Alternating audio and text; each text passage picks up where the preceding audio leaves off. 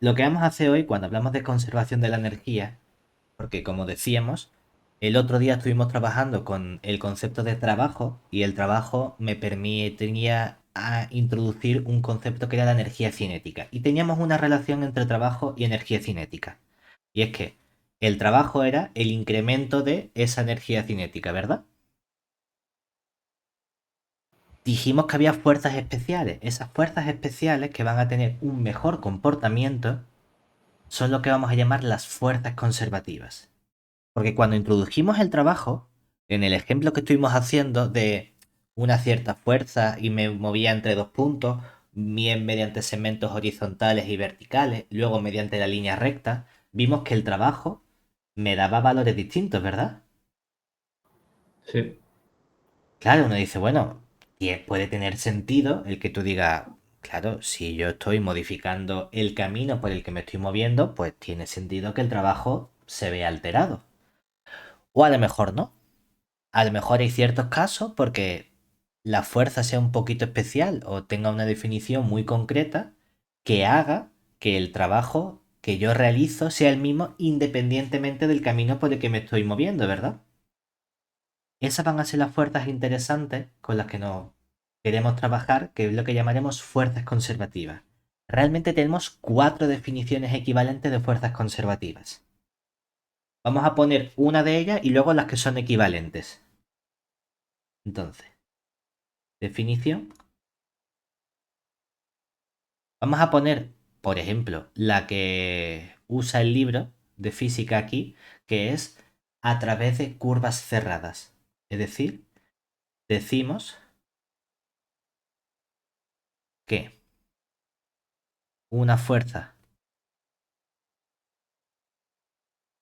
F flechita es conservativa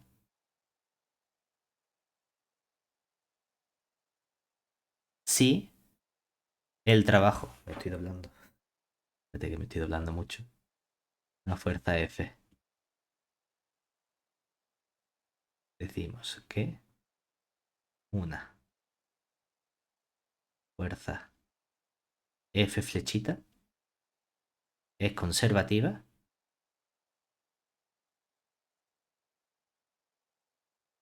si el trabajo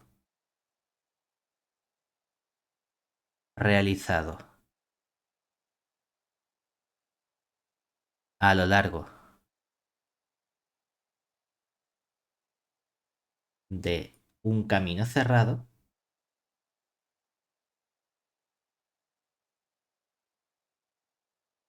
es cero. Es decir, muchas veces esto lo ilustramos diciendo, si tú llamas W al trabajo que realizas a lo largo de un cierto camino, normalmente colocamos el punto A abajo y el punto B arriba, ¿verdad? Porque sí. decíamos, voy del punto A al punto B. Si el punto A y el punto B coinciden, no queremos poner A, sino simplemente decir, a lo largo de un camino cerrado, integro mi fuerza con este diferencial de R, ¿vale? Donde lo que estoy diciendo es que gamma en el punto T inicial, por ejemplo, que sería el punto A, coincide con el punto B, que sería el camino en el tiempo T final, ¿vale? Esta gamma es la parametrización de nuestro camino y lo que estoy diciendo es que empiezas y terminas en el mismo punto. Muchas veces a esa integral se le suele poner un circulito para indicar que la integral está empezando y terminando en el mismo sitio. Para decir, oye, mira, tú has empezado en este punto A, has recorrido un cierto camino, pero es que resulta que luego llegas a este punto que es el punto B y los dos puntos son iguales. Y esto es gamma, ¿vale? O sea que siempre que Y quiero estas que esta fuerzas serían integral sea siempre siempre cero. cero. Ojo, que Pero eso es, siempre es igual a B. claro, eso es la definición de fuerza conservativa. Siempre que tú calcules el trabajo de esa fuerza a lo largo de cualquier camino cerrado. Ojo, de cualquier camino cerrado, ¿vale? Eso significa que no vale porque tú digas, no, es que lo he hecho aquí y me ha salido cero. No, tiene que ser por este camino, y tiene que ser por este camino, y tiene que ser por este camino, y tiene que ser por este camino, y por todos los caminos cerrados siempre tiene que darte cero. ¿Vale? Vale. Claro, que el problema de esta definición, ¿cuál es? Que cuántos caminos cerrados hay entre dos puntos o en un punto. ¿Cómo? ¿Cuántos caminos cerrados puedo construirme yo? Infinitos, ¿no? Claro, entonces tú dices, vale, tengo que comprobar infinitas integrales. Jeje. Como definición está genial. Ahora, como caracterización no es tan útil. ¿Vale? Sí tenemos caracterizaciones equivalentes. Es decir, podemos caracterizar las fuerzas conservativas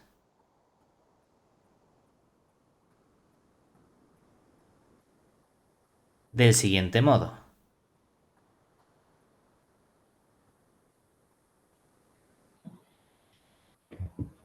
Entonces, vamos a decir que son equivalentes, decir que la F flechita es conservativa.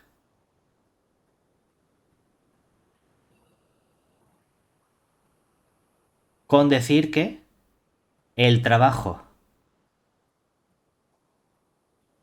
realizado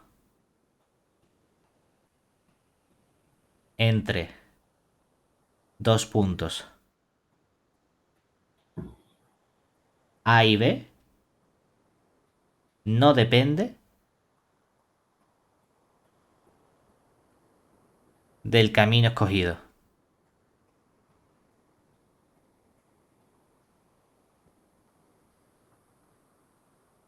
Claro, el problema de utilizar la definición de conservativa es que ¿cuántos caminos cerrados había? Infinitos, ¿verdad? Claro. No, bueno, no hace falta que cojas infinitos caminos cerrados. Coge cualquier camino entre A y B y siempre te va a dar lo mismo. Ya, pero ¿cuántos caminos hay entre dos puntos cualesquiera? Infinitos también, ¿verdad? Dices, joder, bueno, vale, es otra forma de verlo, porque son definiciones equivalentes, pero esta tampoco me simplifica nada. Hay una caracterización, que es esta tercera, que sí nos simplifica, y es que existe una cierta función escalar que llamamos E sub p, tal que la fuerza, que es una función vectorial, es menos el gradiente de esta función escalar. ¿Vale? Y entonces esta función escalar recibe un nombre. Llamamos energía potencial a esa función escalar E sub p. Hombre, esto ya está mejor porque esto ya me permite no tener que comprobar infinitos caminos cerrados o infinitos caminos, sino buscar una función. El problema es que, claro, a lo mejor encontrar esta función es complejo. ¿Vale? Tenemos una última caracterización que sería cuando nosotros calculamos el rotacional de la función o de la fuerza F, que recordemos que el rotacional es el operador nabla multiplicado vectorialmente por la fuerza. Pues si esto sale 0 como vector, entonces la fuerza es conservativa. La 3 y la 4 son las caracterizaciones más útiles para comprobar si una fuerza es conservativa. ¿Vale? Porque no implica tener que trabajar con infinitos caminos. Ahora, lo que me gustaría ver es, aparte de que esta fuerza es este gradiente de la energía potencial, la pregunta es, ¿hay entonces alguna relación entre el trabajo y la energía potencial? Bueno, y también habría que definir la energía potencial porque todavía no la definimos, Sí, sí, la energía ¿no? potencial se define como esta función, Ah, vale. ¿vale? Es decir, la energía potencial es la función escalar que hace que la Venga. fuerza sea menos ese gradiente. Esa Vale, es vale, la vale. definición de energía potencial. Fíjate que la energía potencial se asocia entonces a un tipo determinado de fuerza, ¿vale? Sí, Mientras que la energía cinética estaba asociada a la partícula y a la velocidad que tenía esa partícula, ¿verdad? La energía potencial no, la energía potencial se asocia a la fuerza que actúa sobre la determinada partícula, ¿vale? Ahora bien, sabíamos, eh, vimos que la energía cinética y el trabajo se relacionaban, eh, relacionaban del siguiente modo.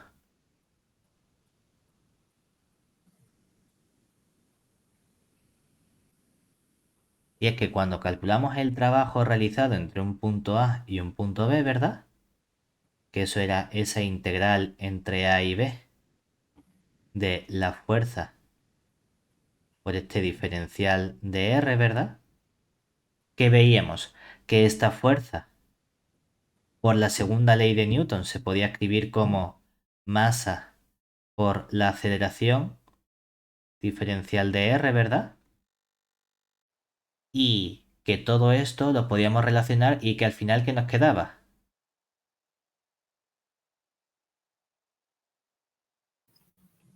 La aceleración, ¿quién era? Aquí nos quedaba la integral de A y B de la masa. La aceleración era la derivada de la velocidad respecto del tiempo, ¿verdad? O este sí. diferencial de R. Si juntaba entonces estos dos elementos, diferencial de R con diferencial de T, ¿quién me quedaba? La velocidad, ¿verdad? O sea que Exacto. todo esto era la integral entre A y B de la masa por la velocidad diferencial de V. Y esto lo podíamos expresar como un medio de la derivada de quién?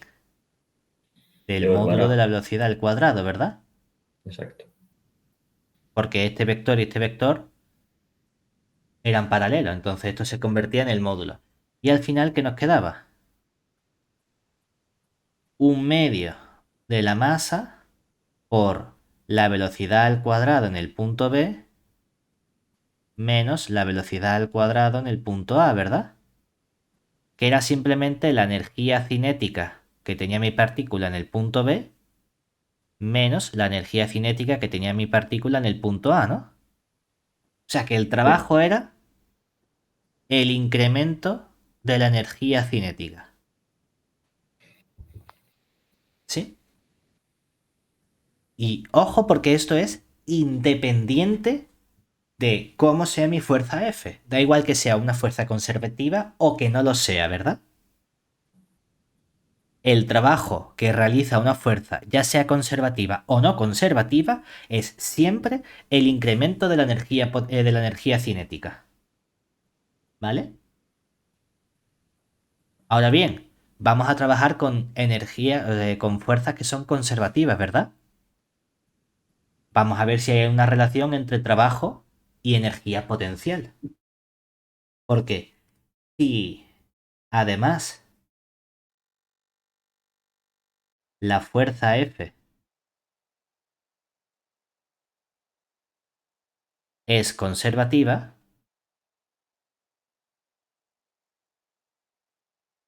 sabemos que yo puedo expresar la fuerza F como menos el gradiente de la energía potencial, ¿verdad? Por lo que vamos a hacer cuenta. ¿Quién sería ese trabajo entre A y B? la integral entre a y b de nuestra función f diferencial de r, que nos quedaría la integral entre a y b de menos el gradiente de la energía potencial diferencial de r, ¿no? Vamos a analizar quién es cada uno de estos dos términos.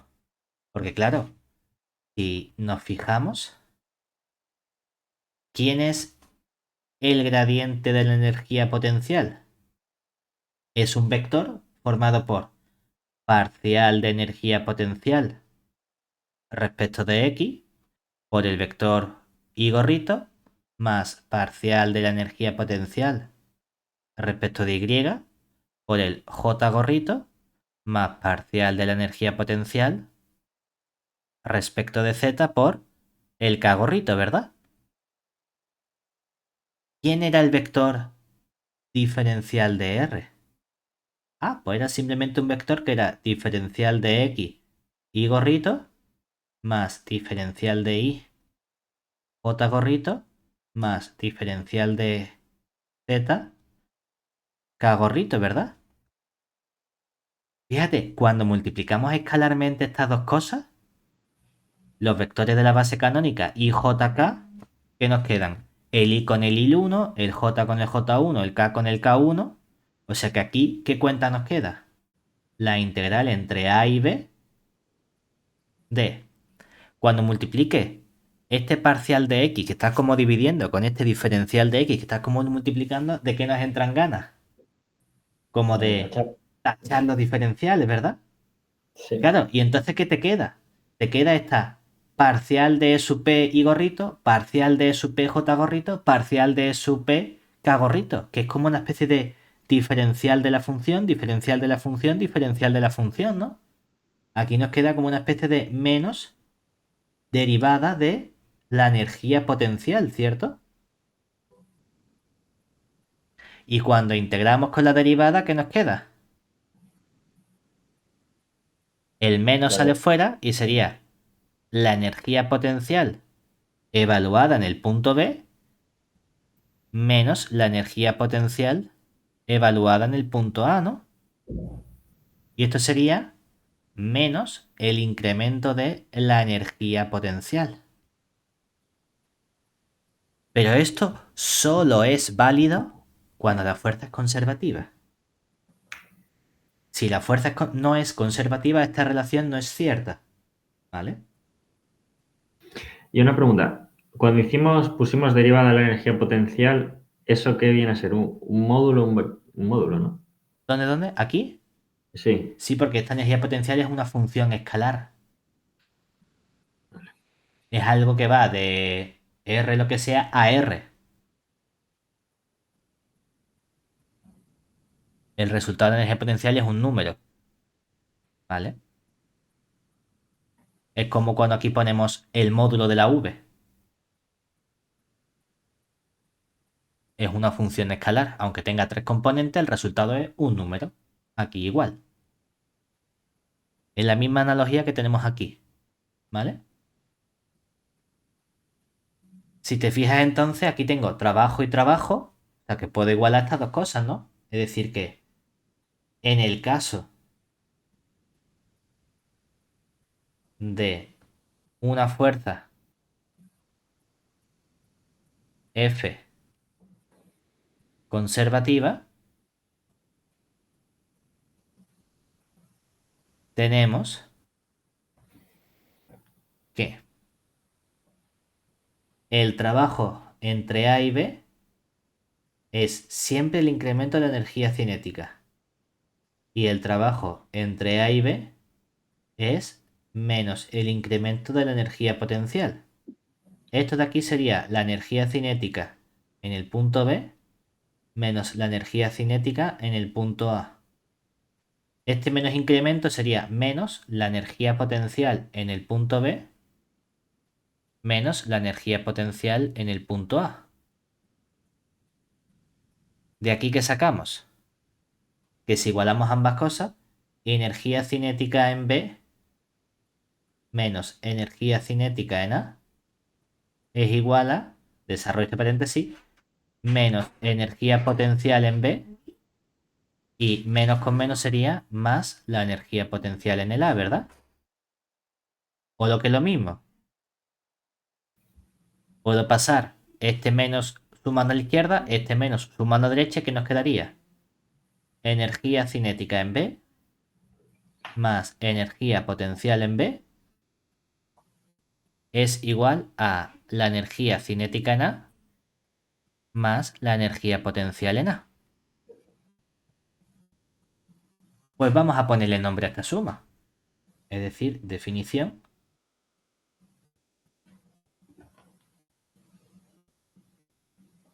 Llamamos energía mecánica E sub M, minúscula, mayúscula, yo qué sé, a la energía mecánica es la suma de la energía cinética más la energía potencial. ¿Vale? ¿Qué acabamos de probar, por así decirlo? Que si F es una fuerza conservativa,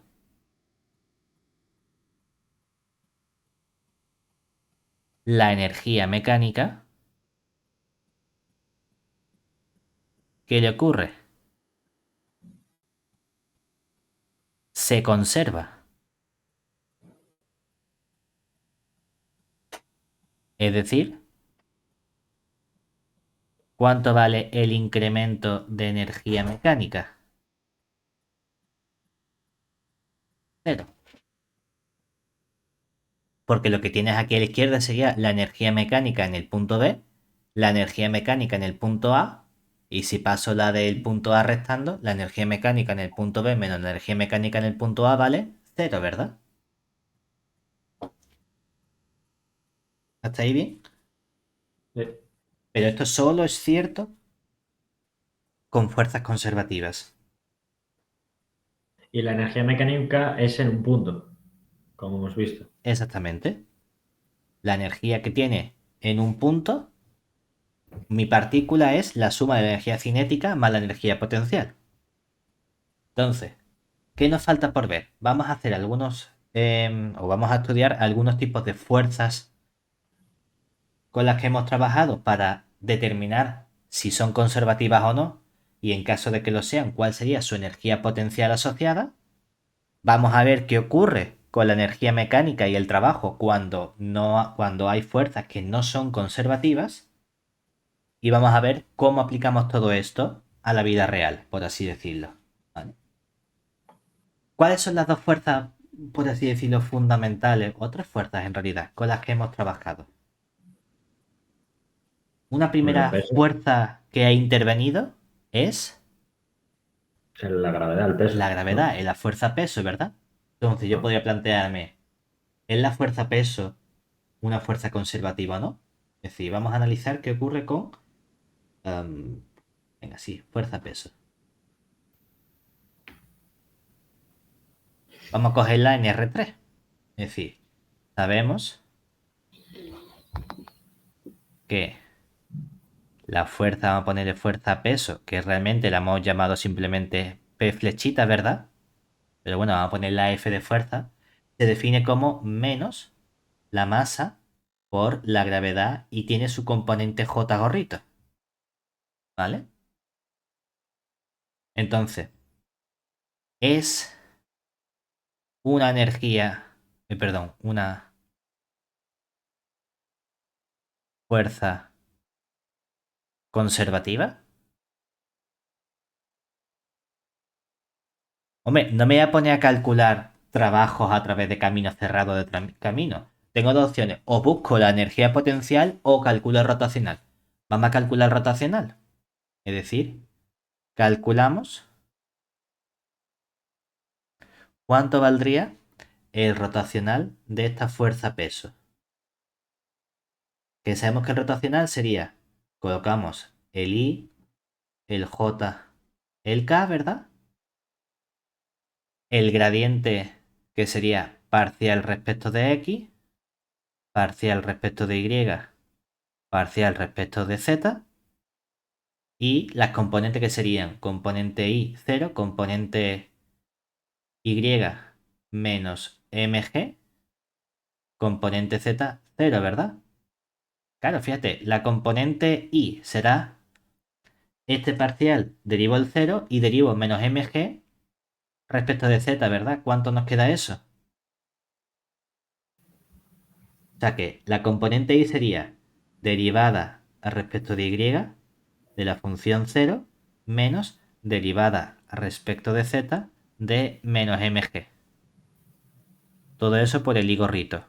Luego viene menos, porque a la componente j le cambiamos el signo, la parcial respecto de x de la componente 0 menos la parcial respecto de z de la componente 0. Ese por el j gorrito. Y luego más, el k sería la parcial respecto de x de la componente menos mg menos la parcial respecto de y de la componente 0. K gorrito. ¿Cuánto vale esta componente? Hombre, mg es una constante que no depende de x, de y, de z, ¿verdad? O sea que esto vale 0 y esta constante vale 0 y esta coordenada vale 0, ¿verdad? O sea que nos queda el vector 0, 0, 0, lo que es lo mismo el vector 0 flechita. ¿Eso qué significa? Que entonces sí es conservativa, ¿verdad?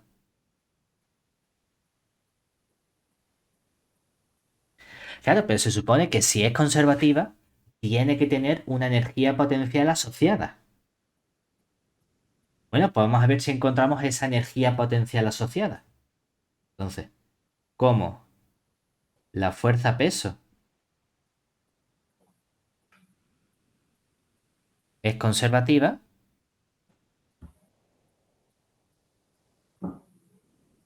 Debe tener una energía potencial asociada. De modo que la fuerza peso tiene que ser menos el gradiente de esa energía potencial. Es decir, la fuerza peso, que sería 0 por i gorrito, menos mg por j gorrito, más 0 por el k gorrito, tiene que ser igual a menos parcial de energía potencial respecto de x por el i gorrito, menos parcial de energía potencial respecto de y por el j gorrito, menos parcial de energía potencial respecto de z por el k gorrito. Claro, de aquí realmente llegamos a un sistema donde igualamos componente a componente de cada vector, ¿verdad? ¿Y cuánto vale la parcial respecto de E sub p respecto de x? Esta tiene que valer 0, ¿verdad? ¿Y cuánto vale la parcial de la energía potencial respecto de y? Igualamos componente a componente y menos con menos más tiene que valer mg, ¿verdad? ¿Cuánto vale la parcial de la energía potencial respecto de z? 0, ¿vale? Entonces, de aquí, ¿qué cosa deducimos? Puedes empezar por la ecuación que te dé la gana, ¿vale? Pero esta ecuación me está diciendo que la energía potencial depende de x. no. Entonces, E sub p no depende de x. Y que la energía potencial derivada respecto de z sea 0 depende de z. No. Entonces la E sub p no depende de z. ¿Eso qué significa? Que entonces, ¿de quién depende únicamente la energía potencial? De ahí. O sea que en realidad, ¿esto quién es? Es la derivada normal y corriente de la energía potencial y esto ahora depende de qué letra. De la I únicamente, ¿verdad? Que esto es lo mismo que si yo escribiese energía potencial prima respecto de Y igual a M por G, ¿verdad? Oye, ¿y de aquí puedo sacar cuánto vale entonces la energía potencial respecto de Y? Sí, Que sería M por G por por ahí. Y, pero ojo, más una cierta constante, ¿no?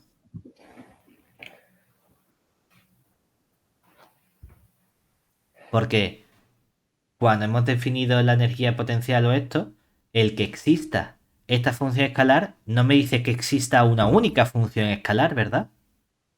Pues claro, justamente al derivar una constante, la derivada de esa constante, ¿cuánto vale? Cero. Cero. Entonces, hay infinitas energías potenciales, ¿cierto?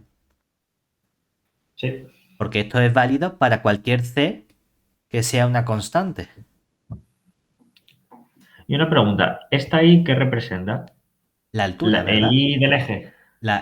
Piensa que aquí estamos trabajando con nuestro componente x, y, z. La y sería como la altura. O sea, lo que es la mismo que la J, ¿vale? ¿No? Esto es Exactamente. Vale. Bueno, realmente, si somos muy precisos, es como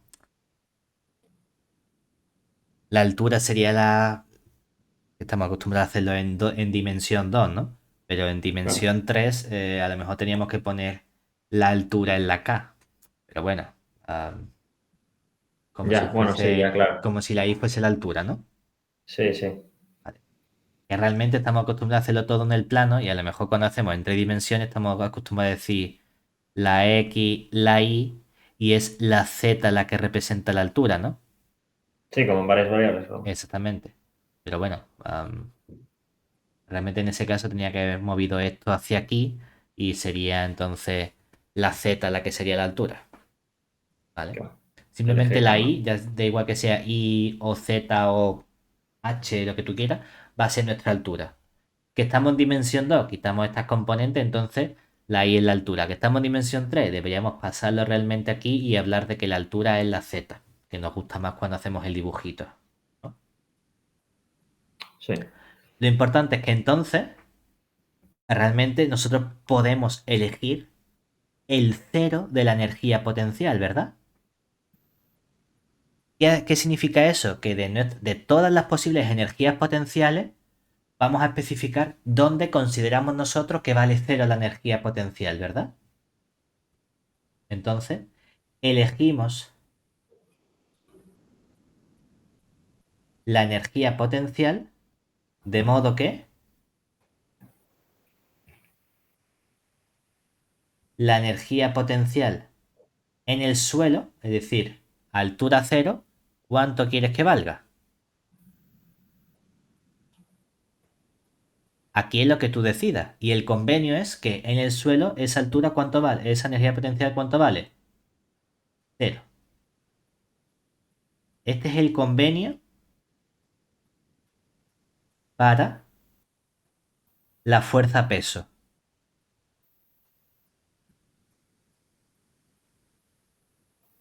Claro, ¿eso qué hace? ¿Que quién sería entonces la energía potencial? Si hacemos Y0, me quedaría M por G por cero, que sería cero. ¿Y cuánto vale esa constante C? Cero. O sea que nos queda M por G por I. Donde aquí la I representa la altura sobre el suelo.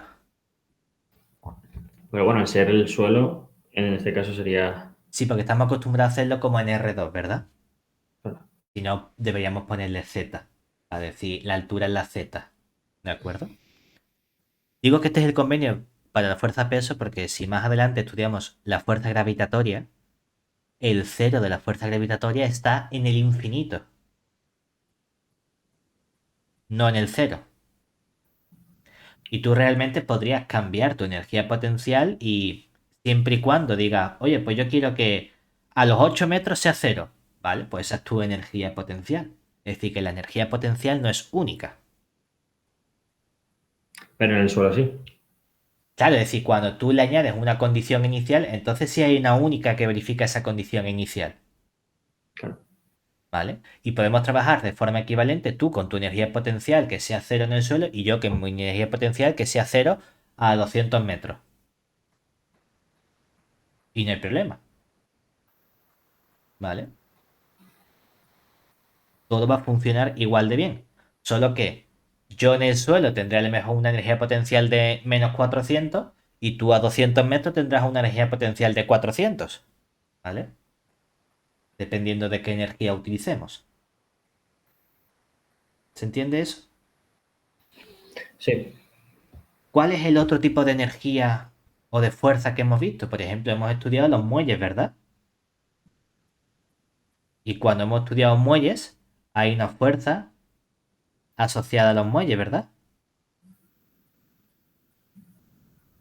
Que la fuerza asociada a un muelle venía dada por una ley, ¿verdad? Que era la ley de Hooke. Entonces, para un muelle unidimensional,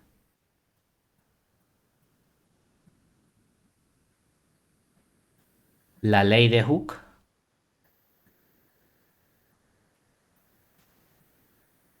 nos decía que esa fuerza, ¿cómo venía dada? La fuerza del muelle era menos una cierta constante K que dependía del muelle en cuestión, ¿verdad? Por la posición y gorrito, ¿no? Pregunta, ¿es conservativa?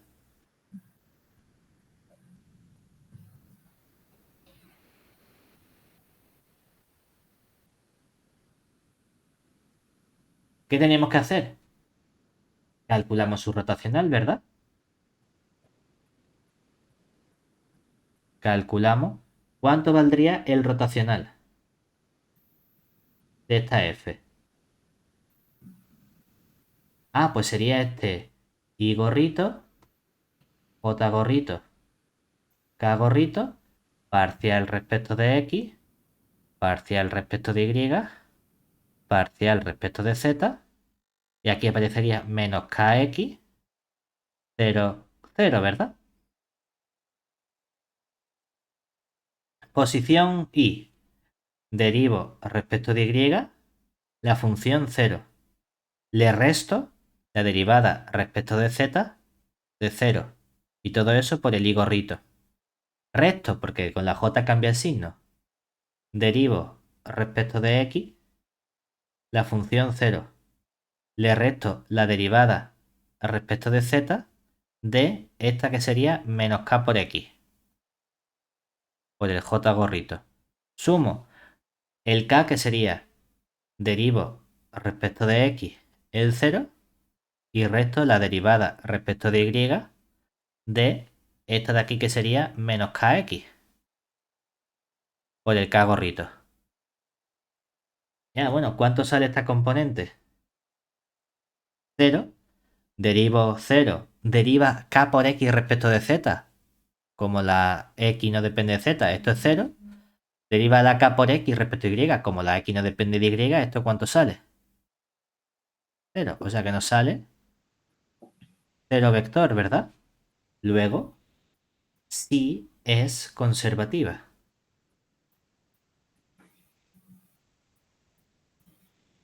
¿Eso qué significa? Que tiene que tener una energía potencial asociada, ¿verdad? Es decir, de nuevo, debe existir una energía potencial asociada, de modo que, Y bueno, aunque ahora no lo hemos hecho, aunque tomemos como unidimensional, pero aunque tomamos la Y o la Z, en lugar de la X sale igual Claro, sale sí, igual. cuando digo dimensional es que dices, por ejemplo, que esté en el eje X, tú lo renombras Sí, todo. Simplemente que está todo en un eje y el resto de ejes son cero. Que podría ser lo mismo en el eje Y, en el eje Z, sí. o si lo descompones, pues tú cambias. ¿Vale? Sí, era por comentarlo. Sí, sí, sí, sí. Entonces aquí nos queda menos kx y gorrito, y esto tiene que ser igual a menos el gradiente de la energía potencial.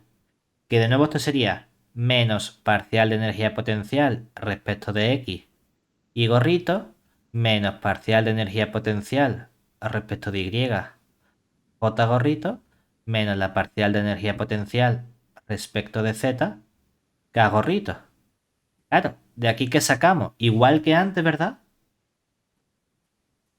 A lo que llegamos es que la energía potencial depende únicamente de qué variable, de la x, ¿verdad? Porque al derivar respecto de y, ¿cuánto sale? Cero porque no hay componente j. Y al derivar respecto de z, ¿cuánto sale? Cero porque no hay componente k, ¿verdad? O sea que la derivada de la energía potencial... Bueno, puesto 4, la derivada de la energía potencial respecto de x nos queda k por x, ¿verdad? Y de aquí que sacamos que cuánto vale esa energía potencial. Integramos un medio de k x cuadrado y de nuevo añadimos una constante. ¿Cuál va a ser el convenio? Tomamos que la energía potencial en el cero, es decir, cuando el muelle no se ha desplazado, pues es natural decirle que tenga que energía potencial cero, lo cual nos proporciona que cuál es la energía potencial asociada a un muelle. Pues que la energía potencial de un muelle es un medio de la constante del muelle por x al cuadrado.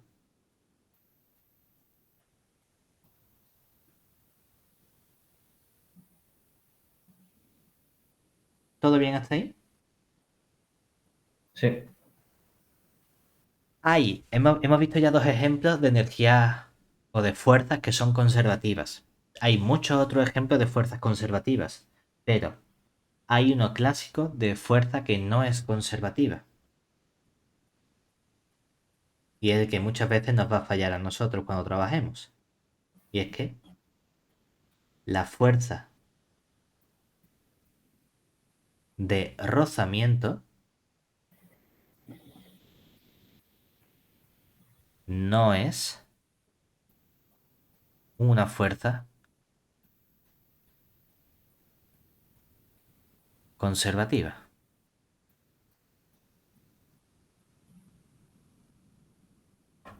Este es el ejemplo clásico de fuerza no conservativa.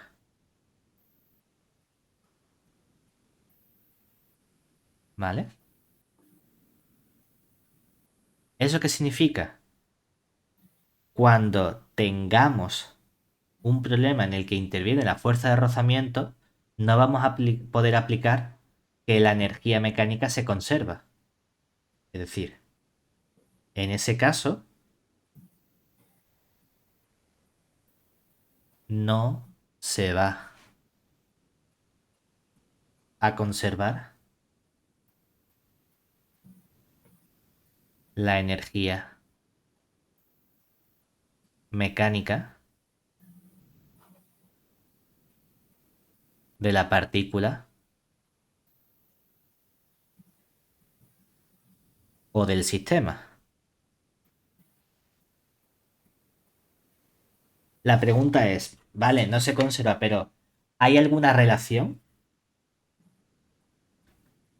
Sí que hay una relación. Es decir, tenemos la siguiente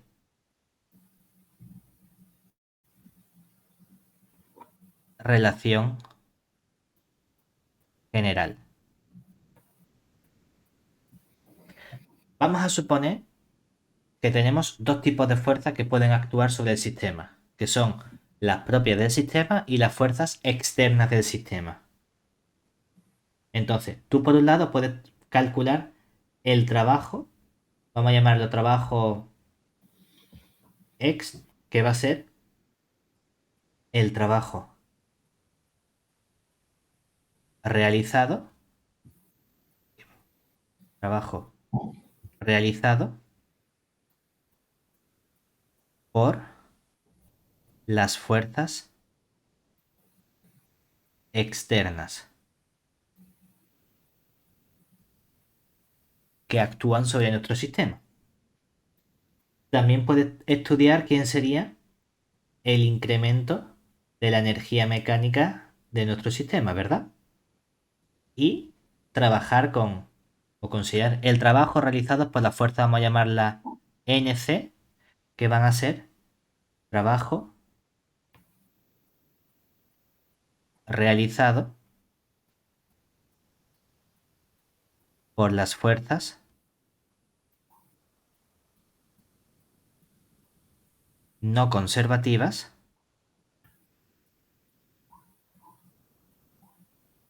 pero internas. ¿Vale? ¿Qué ocurre entonces? Estos tres términos se relacionan entre sí. El incremento de la energía mecánica, por así decirlo, engloba a las fuerzas conservativas. Si no hay fuerzas conservativas, ¿cuánto vale este trabajo? Cero. Y entonces el incremento de energía mecánica sería cero, ¿verdad? Cuando haya fuerzas conservativas, la energía mecánica no se conserva, sino que hay una disminución de la energía mecánica. Entonces aquí restamos el trabajo realizado por las fuerzas no conservativas. Y lo importante es que el trabajo que realizan las fuerzas externas es siempre la suma de el trabajo que realizan las fuerzas conservativas con el trabajo que realizan las fuerzas no conservativas. ¿Vale? Esa es la relación que tenemos aquí. ¿Se entiende? ¿Qué es lo más Sí. habitual que nos encontremos? Observemos que si no hay fuerzas externas que actúen sobre el sistema o sobre la partícula, entonces ese trabajo de las fuerzas externas, como no hay fuerza, ¿cuánto vale? Cero. Siendo entonces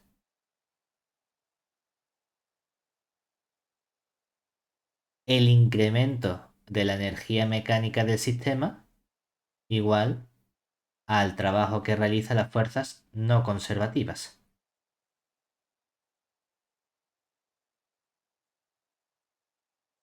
¿Se entiende? Sí. Esto a lo mejor nos choca porque yo creo que siempre desde chicos nos han dicho, la energía ni se crea ni se destruye, solo se transforma, ¿verdad? Sí. Y aquí la energía se incrementa, ¿verdad? Sí. Eso puede ser que disminuya o aumente, ¿no? Depende si este incremento es negativo o positivo, ¿no? Entonces, ¿qué pasa? Que lo de que la energía ni se crea ni se destruye, sino que solo se transforma en mentira. Porque si esto es positivo, se está creando energía. Si esto es negativo, se está destruyendo energía. ¿Qué pasa entonces? Todo esto es un proceso idealista. En realidad, nosotros de momento, ¿cuántos tipos de energía hemos introducido? Tres. ¿No? Sí, sí, tres, que sería cinética potencial y una tercera que es la suma de energía cinética potencial que le llamo energía mecánica, ¿verdad? Sí. Pero es que hay muchos más tipos de energía. Es decir, en realidad,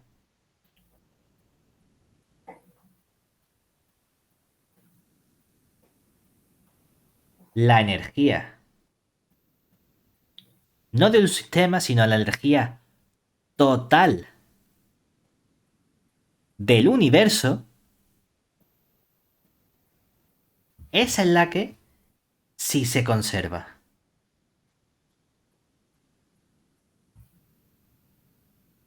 Siendo además, cuando nosotros hablamos de la energía de un sistema, es que hay muchos tipos de energía. Porque la energía de un sistema completa es, vale, la energía mecánica, que ya sé que es energía potencial más energía cinética, pero también hay energía en forma de calor que llamamos energía térmica.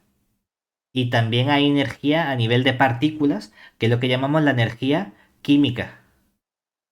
Y podemos tener incluso otros tipos de energía que nosotros no vemos, de fuerzas de contacto, etcétera, nucleares, que son otros tipos de energía. Nosotros únicamente nos estamos centrando en esta energía de aquí. Y más o menos hacemos un proceso idealista de comportamiento, ya, pero es que todas estas energías las estamos ignorando. Entonces, lo que es cierto es que cuando trabajamos con las fuerzas externas del sistema, eso es en realidad el incremento de la energía del sistema. Y es cierto que en un sistema hay un incremento de energía, pero lo que se incrementa en ese sistema se desincrementa en el complementario, siendo entonces la energía del universo siempre constante. ¿Vale? Es decir, que sí es cierto que la energía ni se crea ni se destruye, sino que solo se transforma, pero a nivel macroscópico, en todo el universo. Si hay una variación de energía en un sistema chiquitito que estoy estudiando es porque hay otro sistema que está recogiendo esa energía. ¿Vale? Entonces realmente no hay pérdida global de energía. ¿Se entiende eso? Sí, sí, sí. Vale.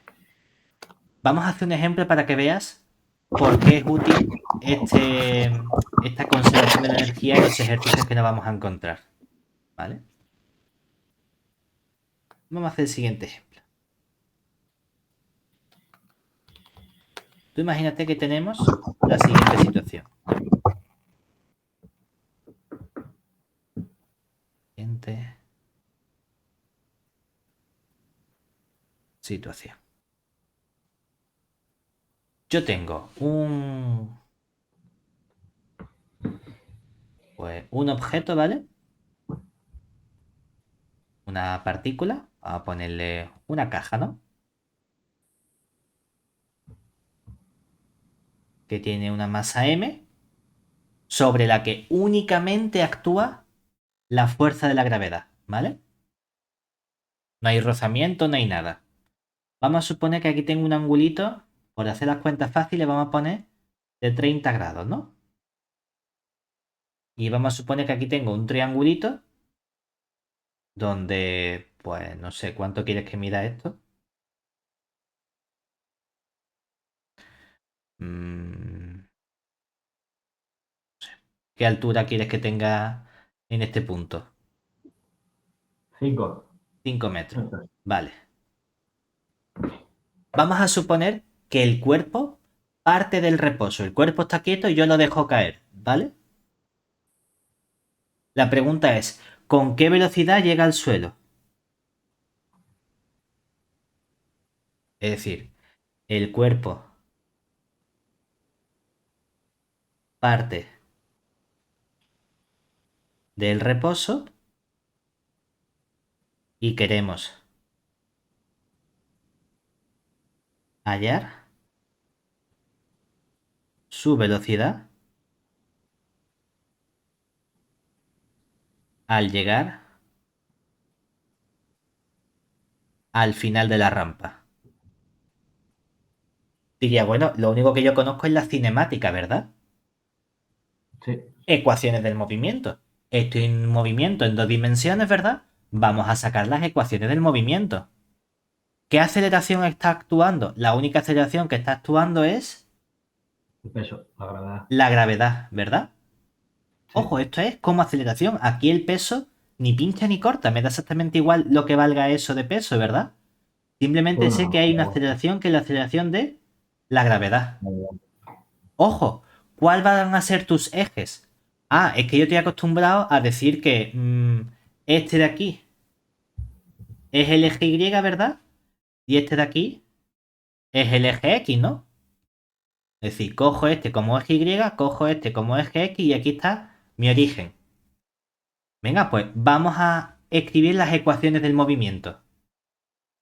Entonces, las ecuaciones del movimiento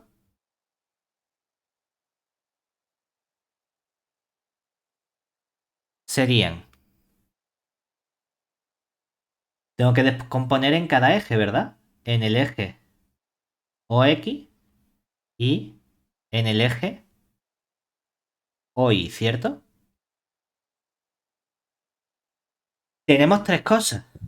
Tenemos siempre aceleración en función del tiempo, ¿verdad? En el eje X. Velocidad en función del tiempo en el eje X. Posición en función del tiempo en el eje X, ¿verdad? Baja esto un poquito. Esto un poquito más bonito. ¿Qué sería?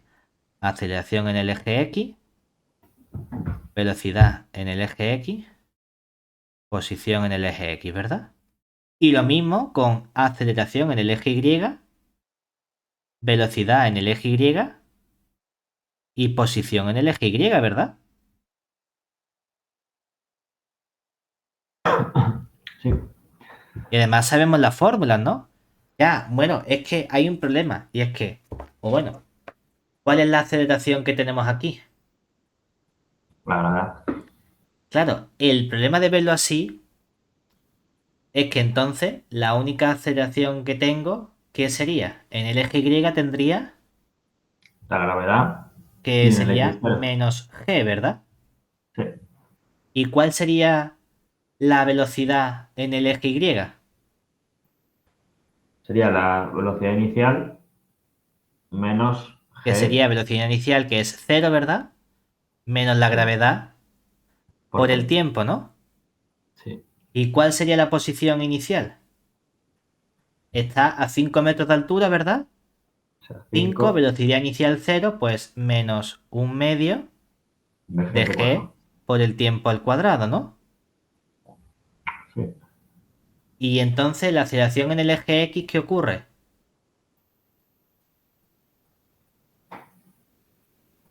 ¿Que no hay Que es cero. aceleración?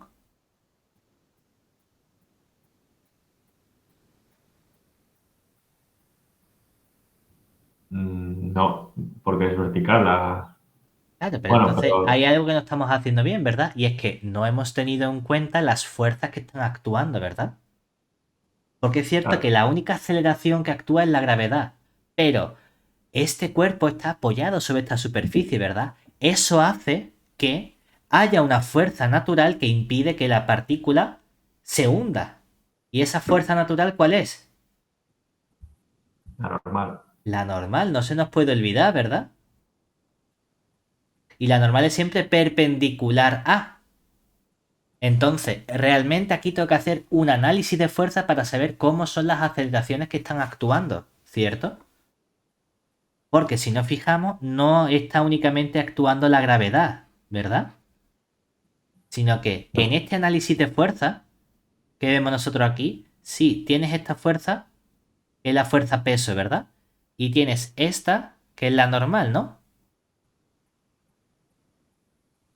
Y ahora tienes por aquí esta recta,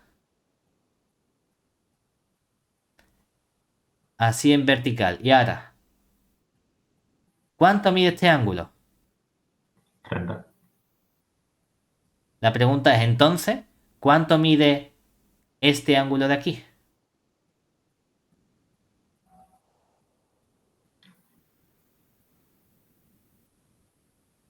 Lo mismo, ¿verdad? ¿Eso qué significa? Que esta fuerza normal va a tener dos componentes. Una normal X y una normal Y, ¿verdad?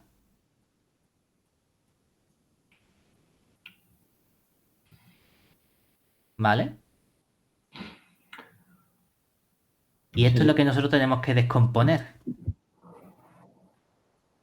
Bueno, y queda la de rozamiento, ¿no? No, hemos dicho que vamos a suponer que no hay rozamiento, Ah, vale, vale. porque queremos aplicar luego la conservación de la energía. La pregunta es, ¿qué relación hay entonces entre estas componentes? ¿Entre cuáles?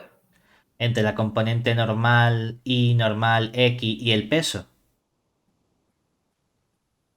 Hombre, tienen que ser opuestas. Espérate, O ¿pero sea, igual cuál? módulo, mismo módulo, me refiero. Porque el problema es que como hemos elegido aquí este eje X y este eje Y, nos quedan las cosas un poco raras. Porque la fuerza peso también la puedo descomponer, ¿verdad? En esta componente, ¿cierto? Y entonces, si nos fijamos, lo que nosotros sabemos que es que la fuerza normal a quién es igual. No a la fuerza peso, ¿verdad? Sino a la componente vertical aquí, perpendicular de la fuerza peso, ¿cierto? Sí. Entonces, ¿qué componentes tenemos que igualar nosotros? La relación que sabemos es que esta componente verde coincide con esta componente normal. ¿Y cuánto vale la componente verde? Bueno, si este ángulo son 30 grados, ¿cuánto vale este ángulo? 60, Y ¿no? también 30. 30 también. 30 también. Piensa que si este es 30 y estos son 90, ¿verdad? Entonces este es 60. Y si este es 60 y estos son 90, entonces este es 30. Ah, bueno, claro, me confundí. Pensé que... Y además estos son ángulos opuestos. Los ángulos opuestos son iguales. Entonces, ¿cuál es la descomposición que nosotros vamos a hacer? Vamos a decir, mira, la componente normal en módulo vale lo mismo que esta componente verde. ¿Y quién es esa componente verde? Si aplicamos las razones trigonométricas, ¿verdad? Con este ángulo que tenemos aquí, también de 90, ¿no? O bueno, realmente no sería ese ángulo de ahí, sino que estaríamos diciendo, cogemos aquí este ángulo de 90, ¿vale? Entonces, en este triángulo rectángulo, el coseno de 30 grados, poner aquí, el coseno de 30 grados, ¿cuánto valdría? Cateto contiguo, que sería la componente del peso verde, vamos a ponerla peso V, peso, o vamos a poner peso N, para decir en la componente que va con la N, ¿verdad? Entre la hipotenusa, ¿verdad?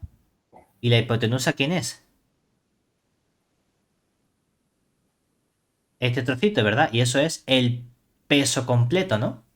O sea que la componente normal sé que vale lo mismo que la componente normal del peso, ¿cierto? ¿Y cuánto vale la componente normal del peso? Pues lo que sea el peso por el coseno de 30. ¿Sí?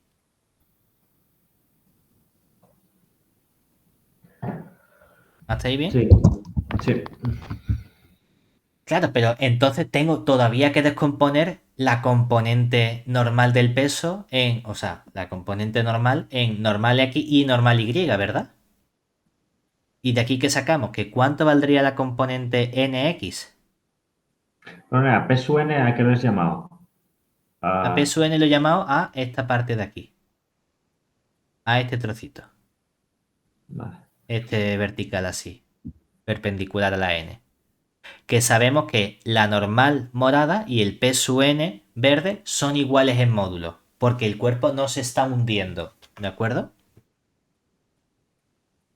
Y así sé que el peso o la componente normal que impide que se hunda vale lo que sea el peso por coseno de 30, ¿de acuerdo? Ahora, como he elegido el eje X como este eje horizontal en lugar de por donde se está deslizando, claro, tengo que descomponer la componente normal. En normal X y en normal Y, ¿verdad?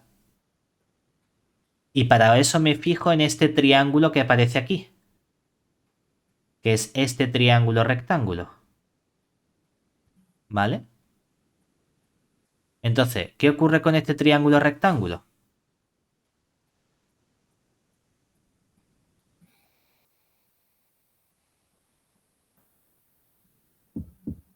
Que ahora que tendríamos, la hipotenusa es la normal, ¿verdad? Entonces, Sí, ¿cuánto vale la componente X? Diría, pues mira, coseno de 30 es la componente contigua, que sería NI, entre la hipotenusa, que es N. sí. Es decir, coseno de 30, pero ahora el coseno azul, ¿quién sería? En, La NI sí, entre la N. ¿Y el seno de 30 quién sería? La NX, la opuesta, ¿verdad? Entre la N. Pues sacamos fácilmente cuánto vale cada componente, ¿verdad? Porque la NX me quedaría N por seno de 30, o sea que nos queda P por seno de 30 por el coseno de 30, ¿verdad? ¿Y la NI quién sería? P por el seno de 30, perdón, coseno de 30,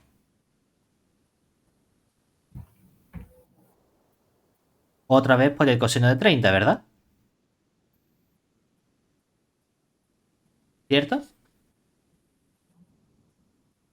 Y sí. ahora ya podemos ver cuáles son las aceleraciones que hay en cada eje, ¿verdad? Porque en el eje X, ¿qué aceleración está actuando? La componente normal de la n, ¿verdad? En el eje X está actuando como este peso es m por g, ¿verdad? La m con la m se me divide y ¿qué nos queda? Que esa aceleración sería g seno de 30 coseno de 30. La velocidad. Pues sería velocidad inicial 0, posición inicial 0, que sería para luego, y nos quedaría g seno de 30 coseno de 30 por t. Posición inicial sería 0 y luego vendría velocidad inicial 0, vendría menos un medio, bueno, un medio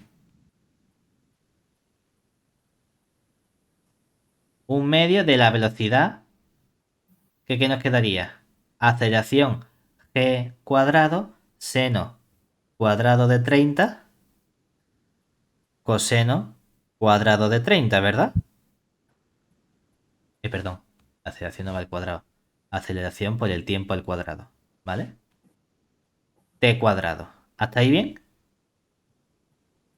Ahora, en el eje Y está actuando la gravedad completa, ¿verdad? Y la componente azul de la normal, ¿verdad?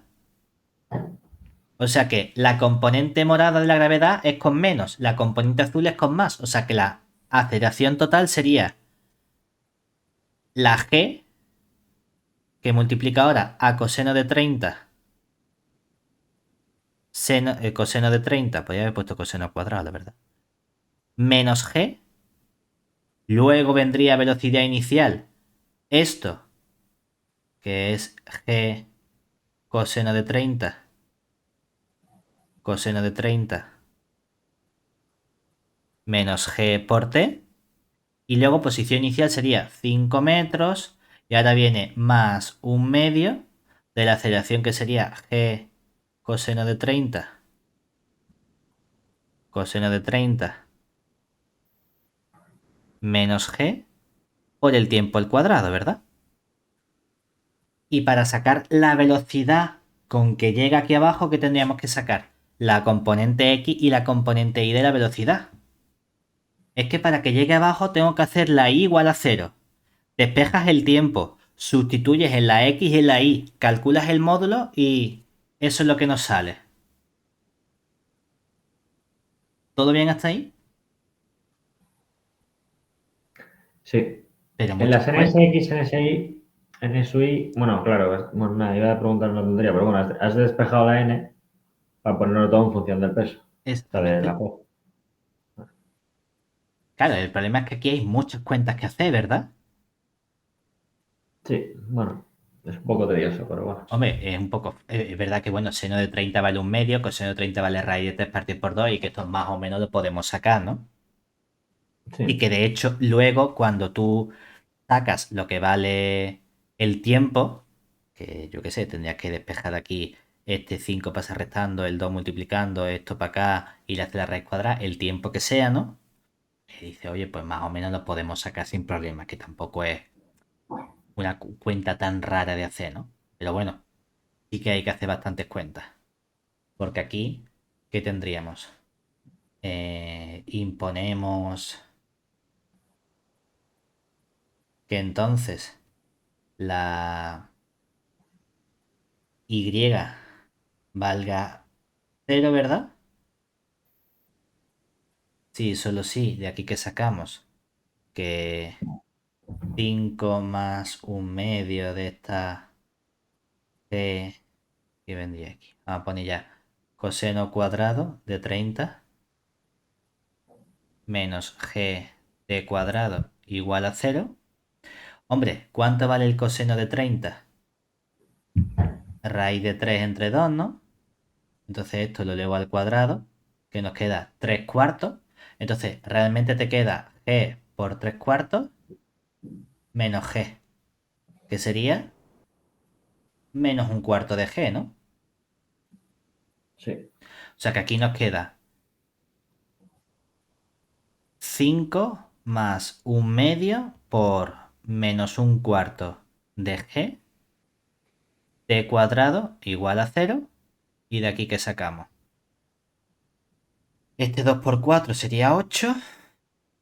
Pasa multiplicando el 5 que sería 40 y nos queda t cuadrado Pero, igual a 40 partido de G, ¿verdad? pero una cosa, ¿por qué o sea, imponemos que Porque quiero que y llegue al final, ¿verdad? Y al final la altura, ¿cuánto vale? o sea, vale, Sí. vale. Entonces quiero saber cuánto tiempo tarda desde que lo suelto hasta que llega aquí al suelo. Ah, pues ha tardado t cuadrado, como el tiempo es positivo, ¿verdad? Tarda raíz de 40 partido de raíz de G segundos, ¿no? Sí. Ahora, ¿qué haríamos con este tiempo? Sustituir dónde? En la velocidad porque es lo que nos piden, ¿verdad? Sustituimos en cuánto vale la componente x en ese tiempo que es raíz de 40 partido raíz de g. Realmente lo que hemos hecho hasta ahora en el ejercicio, antes de hacer nada de conservación ni nada, hemos aplicado cinemática y Newton, simplemente. Exactamente. Nos ha hecho falta Newton para sacar las ecuaciones del movimiento, ¿verdad? Sí, Porque de algún modo le tengo que decir al problema que esto se está moviendo por esta línea recta, no que se cae, ¿verdad? Por eso queda estas descomposiciones tan feas. Cuando sustituimos aquí el tiempo, ¿qué nos queda? Sería g seno de 30, que vale un medio, coseno de 30, que vale raíz de 3 medio. Todo eso lo dividimos, bueno, lo multiplicamos por el tiempo, que el tiempo es raíz de 40 entre raíz de g, ¿verdad? Bueno, en verdad, raíz de 40 lo puedes escribir como raíz de 4 por raíz de 10, que sería 2 raíz de 10, ¿no? Un 2 se me simplifica con un 2 y nos queda raíz de g, este con este, ¿verdad? Y luego arriba nos queda raíz de 3 por raíz de 10, que sería raíz de 30. Todo eso entre 2, ¿no? Bueno, cuando calculamos la v sub i en el raíz de 40 raíz de g, ¿qué nos queda? nos quedaría, ahora sería g coseno de 30 menos g, que esto ya hemos visto que cuánto valía g coseno de 30 menos g era menos un cuarto de g, ¿verdad? Sí. Lo que nos queda, menos un cuarto de g, tiene sentido porque la velocidad está yendo hacia abajo, ¿verdad? La componente y. Y todo eso lo multiplico por el t, que es raíz de 40 raíz de g. ¿Qué nos queda? Menos la raíz de g partido de 2 por la raíz de 10, ¿no? ¿Quién sería entonces la velocidad en módulo al cuadrado? Eso es calcular la v de x al cuadrado más la v de y al cuadrado, ¿verdad? ¿Y qué nos queda esa velocidad al cuadrado? Raíz de g al cuadrado, raíz de 30 al cuadrado, pues nos va a quedar 30g partido de 2 al cuadrado, que es 4, ¿verdad? Más este menos al cuadrado se convierte en 10g partido de 2 al cuadrado, que es 4, ¿verdad? ¿Cuánto queda todo esto? 30g más 10g son 40g entre 4, que sería 10g, ¿verdad? Ujú. O sea que, ¿cuál es el módulo de la velocidad cuando llega al suelo? La raíz de eso.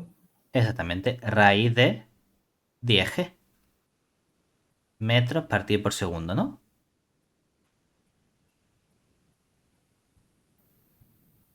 Dice, a ver, tela de feo. ¿Podemos hacerlo de otro modo? Bueno, vamos a ver si podemos hacerlo utilizando la conservación de la energía, ¿verdad? Porque este mismo problema, si utilizamos conservación de la energía, ¿qué ocurre? Vamos a analizar los dos puntos importantes, ¿verdad? Entonces, vamos a hacerlo utilizando conservación de la energía. Porque la única fuerza que interviene, ¿cuál es?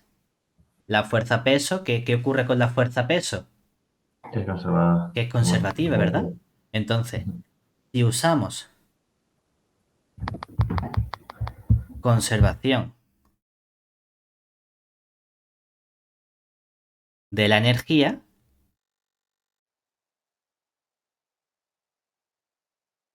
¿qué necesitamos? Saber los dos puntos en los que estoy trabajando. Ah, mira, punto inicial. A, aquí arribita, ¿verdad? Punto final. B. ¿Qué sabemos? Que como la energía o la fuerza que actúa es conservativa, la energía mecánica, ¿qué le ocurre? Que se conserva, ¿verdad? Es decir, el incremento de la energía mecánica entre esos dos puntos, ¿cuánto vale? Cero. O lo que es lo mismo, la energía cinética en el punto A más la energía potencial en el punto A coincide con la energía cinética en el punto B más la energía potencial en el punto B, ¿verdad? Pero es que en mi ejercicio el cuerpo en el punto A parte del reposo.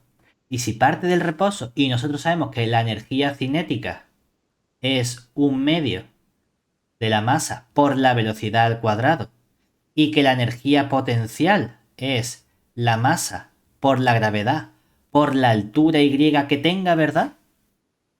¿Qué energía cinética tiene el cuerpo en el punto A? Cero, porque la velocidad en el punto A, ¿cómo era? En Cero el porque reposo. parte del reposo, ¿verdad? Sí. Y cuando llega al suelo, hemos dicho que la energía potencial en el suelo, ¿cuánto vale? Cero, ¿verdad?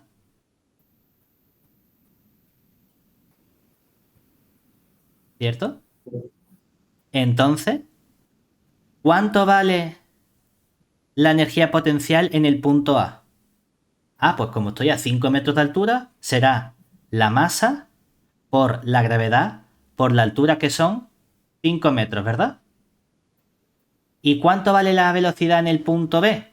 No lo sé, pero sé que es un medio por la masa por la velocidad al cuadrado que tenga en el punto B, ¿verdad?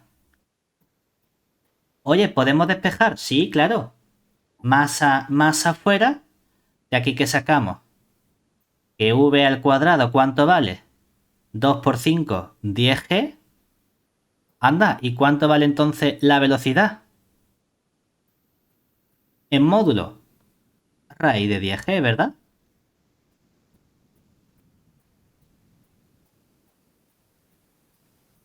¿Qué habíamos obtenido antes? Raíz de 10.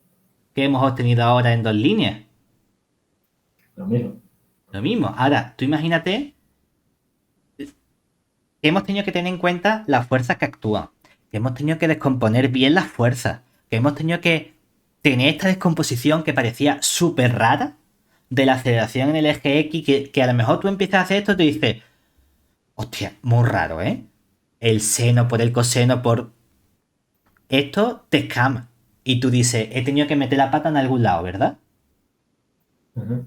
Y sin embargo, llegamos a que la velocidad con que llega al suelo es raíz de 10g en módulo y utilizando la conservación de la energía llego a lo mismo en dos líneas y sin hacer ninguna cuenta fea, ¿verdad? Por eso estos problemas que antes a lo mejor hacíamos con dinámica, o sea, con cinemática, ahora con dinámica, con la energía, son súper inmediatos de realizar. Para esto nos va a servir, para saber Y cómo... cualquier ejercicio de cinemática lo podemos hacer con dinámica. Sí, cualquier ejercicio. Ahora, ese ejercicio se me puede complicar con dinámica si hay fuerzas no conservativas, como por ejemplo el rozamiento. ¿Por qué no lo hemos hecho con rozamiento? Porque entonces ya no es cierto que este incremento de la energía mecánica sea cero, O sea, sino que básicamente un tendría que ejercicio. calcular el rozamiento, el trabajo que hace el rozamiento desde el punto A hasta el punto B. Sí, claro, ya no es tan inmediato, porque Claro, tenemos que utilizar lo de las fuerzas externas. lo puedes hacer, tú puedes coger este mismo problema que hemos hecho desde el principio, es decir, aquí desde el principio vamos a suponer que hay un rozamiento y vamos a Ujú. hacerlo primero con cinemática. Lo que pasa que ahora esta aceleración se va a ver modificada porque aquí va a restar una cierta fuerza de rozamiento. Pero el planteamiento es el mismo. Y el planteamiento es el mismo. Y vas a hacer los mismos procesos. Esto va a ser un poquito más feo de despejar. Vas a llegar a tu componente X, componente Y, sacas el módulo elevando al cuadrado y luego puedes hacerlo también utilizando conservación de la energía, solo que entonces el incremento de la energía mecánica va a ser el trabajo del rozamiento entre el punto A y el punto B. No pasa nada, calculamos esa integral de mi trabajo y saco también la velocidad sin ningún problema. O sea, realmente también se pueden hacer, aunque no También sean se puede hacer, conservativos. lo único que ya no es tan inmediato utilizar la energía mecánica porque hay una cuenta extra que tengo que hacer. Aquí es casi muy fácil porque como no había rozamiento, es del tirón sale. ¿De acuerdo? Sí. Pero esto Vale. es lo guay, que tenemos ahora dos modos de hacer los ejercicios. Depende de qué me interese más o menos, de que sea más rápido o más corto. ¿Vale? Pero llegamos exactamente como puedes comprobar, que yo estaba dudando porque digo, seguro que me equivoco en algún lado, pero no, ha salido bien, que es lo guay. Los dos caminos me dan el mismo resultado. Aquí obviamente tú dices, hostia, esto es mucho más rápido. Cuando haya un rozamiento, creo que va a seguir siendo más rápido. Pero bueno, tenemos los dos modos de hacerlo. ¿Vale?